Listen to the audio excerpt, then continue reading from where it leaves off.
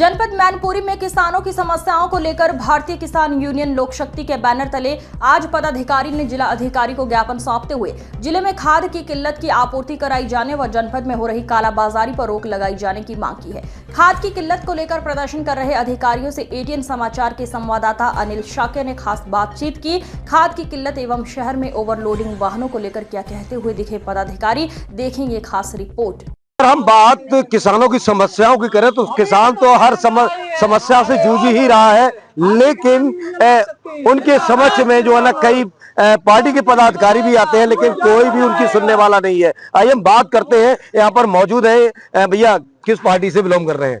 हमारी पार्टी नहीं है साहब, हमारा संगठन है। संगठन पार्टी के चक्कर में नहीं पड़ना जी।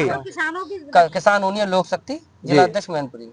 क्या कैसी समस्या है और क्या आपने जो ना आज यहाँ पर प्रदर्शन किया है और किसको लेकर प्रदर्शन किया है और क्या शिकायत की है? जी, आज प्रदर्शन हमारा 2 सूत्रीय मांगे हैं, जिसमें एक आरटीओ विभाग का था। जो आपने देखे वो डंपर जो चलते हैं, ओवरलोड डंपर चल रहे हैं जी, उनसे बहुत ही ज्यादा समस्या पैदा हो रही है। और एक तो उन लोगों की स्पीड नहीं समझ में आती, क्या स्पीड से चला रहे हैं। हाँ।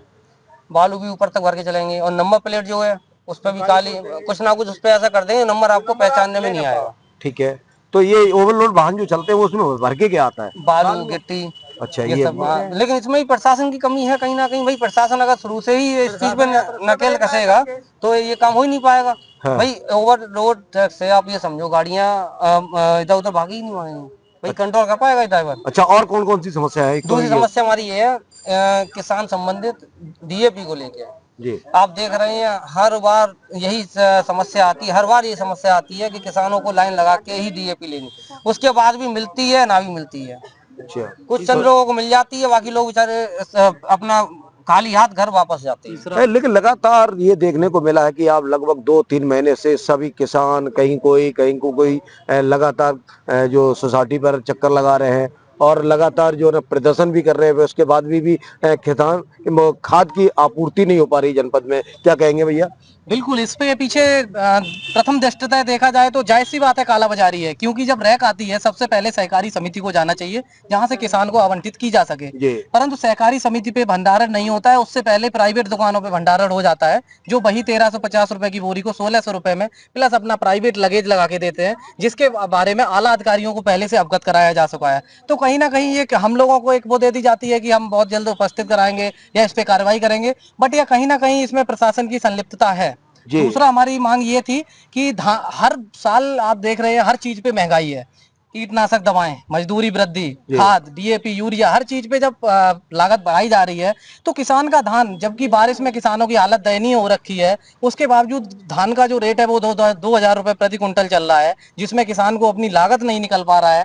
तो उसको हमारे बढ़ाने के लिए हमने ज्ञापन दिया है कि इसको 3000 से 3500 किया जाए। हम किसान एकत्रित हो गए। तो क्या लगता है कि सरकार जो है ना किसानों की समस्या में निपटाने में क्या फेल दिखाई दे रही है? हाँ, कहीं ना कहीं किसानों का हित करने में, किसानों को सही उचित मूल्य देने में कोई उसका मतलब एक सुई बना, एक आप उदाहरण दें, छोटी सी सुई बनाने वाली कंपनी होती है, वो भी अपनी सुई का मूल्य निर्धारण कर देती है कि हम इस मूल्य से कम में आपको उदाहरण देना चाहूंगा। एक सुई बनाने वाली छोटी सी कंपनी भी इस चीज का अपना निर्धारण कर देती है कि मैं अपनी सुई को 2 रुपए या कुछ जो भी मूल्य है उससे कम में आपको नहीं बेचेंगे।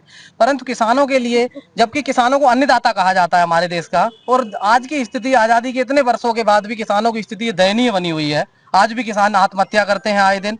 तो कोई मूल्य निर्धारण नहीं हो पा रहा है, जिसके लिए हम किसान बहुत आवाजें उठाते हैं, पर ढाक के बात कर दी जाती है, कोई सुनवाई नहीं होती है। तो वही हमने कहा है, अगर उसको बढ़ा के 2000 से 3500 नहीं किया जाता है तो किसान मंडी में धान बेचने पर अपनी रोक लगा देगा। जी, हमारे साथ में और भी मौजूद हैं। ये जो है ना एक संगठन के पदाधिकारी भी दिखाई दे रहे हैं और जहाँ तक है कि किसान भी होंगे। भैया, क्या खेतीबाड़ी है आपके पास? जी सर।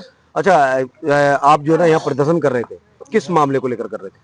यही सर, प्रदर्शन इसलिए कर रहे थे कि धान है हमारा, धान जैसे जमीन पर गिर गया, उसका भाव भी नहीं भरपूर मिल रहा है। हाँ। मंडी में आके वे अपने हिसाब से पंजाबी जहाँ आते भी उनको आड़तिया लोग वापस कर देते, बागवान हम लोग खरीद के बागवान 6000-4000 बेचते। हाँ। उन्हें दाम कमाते, मतलब मनमाने तरीके से बेचते। किसानों को ठगा जा रहा है। दूसरी चीज डीएपी नहीं मिल रही है, आलू रखने को है, लाहा बोने को है। अच्छा, अगर जो बात करें तो अभी सीजन जो है आलू का है। अच्छा, कौन कौन सी फसलें अभी बोई जाती है? आलू है, लाहा है, लहसुन है, समझे। जिन अच्छा, इसमें अगर जो खाद नहीं मिल पाएगी तो किस तरह की फसल होगी? आधी हानि होगी फसल में, खाद नहीं मिल पाएगी, फसल होगी नहीं, उपज अच्छी नहीं हो उपज पाएगी। अच्छी नहीं होगी।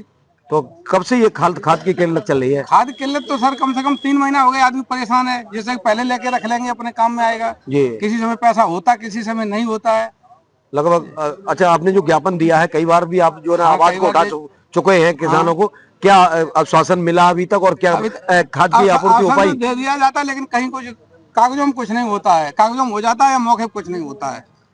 तो देखा आपने कि किस तरह से किसान जो है अपनी समस्याओं से आज भी जूझ रहा है। हालांकि संगठन जो है ना किसानों के हित में मैदान में उतर कर आते हैं और जिला अधिकारी से गुहार भी लगाते हैं, उनको शिकायती पत्र देकर मांग भी करते हैं कि किसानों को वाजिब योजनाओं के तहत खाद पानी मुहैया कराया जाए और उनको लाभ दिलाने का काम किया जाए। इन संगठन का ये भी कहना है कि उनको उनकी फसल का वाजिब दाम भी दिया जाए, लेकिन मामला ढाक की तीन पात ही रहता है। कैमरामैन विमल के साथ अनिल शाह की ATN समाचार मैनपुरी।